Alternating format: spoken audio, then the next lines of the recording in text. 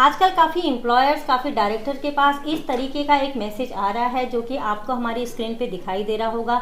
Screen पे clearly लिखा है कि आपकी कंपनी पीएफ की कवरेज की डेट से आपकी कंपनी पीएफ की कंप्लायंसेस नहीं करी है, यानी कि ईसीआर फाइल नहीं करी है।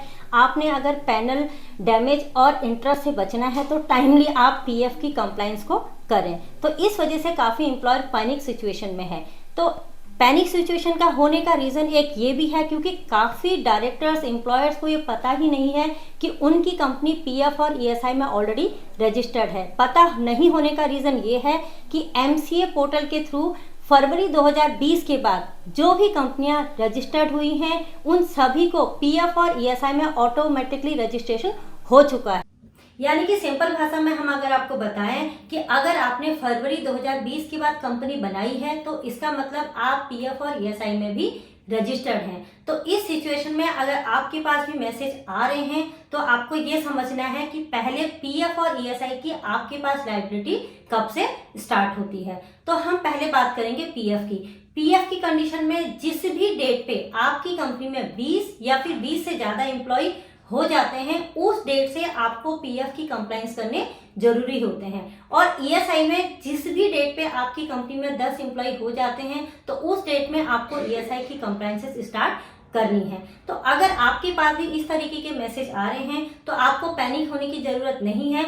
अगर आपकी कंपनी में अभी 10 या 20 एम्प्लॉय नहीं हुए हैं तो आपको कोई भी कंप्लायंसेस करने की जरूरत नहीं है। लेकिन क्योंकि आपके पास मैसेज आ रहे हैं तो सेफर साइड आपको ये करना है कि आपको अपनी कंपनी के लेटर हेड पे एक लेटर ड्राफ्ट करना है और उस लेटर में ये मेंशन करना है, डिपार्टमेंट को बताना है। अगर आप पीएफ डिपार्टमेंट में लेटर सबमिट कर रहे हैं तो आपने बताना है कि अभी आपकी कंपनी की जो स्ट्रेंथ है वो 20 नहीं हुई है या 20 से पार नहीं हुई है। अभी हमारी स्ट्रेंथ, जो भी आपकी स्ट्रेंथ है, 5 है, 10 है, तो वो आपने मेंशन करना है और डिपार्टमेंट को एक लेटर सबमिट करना है। उसकी रिसीविंग अपने पास रखनी है।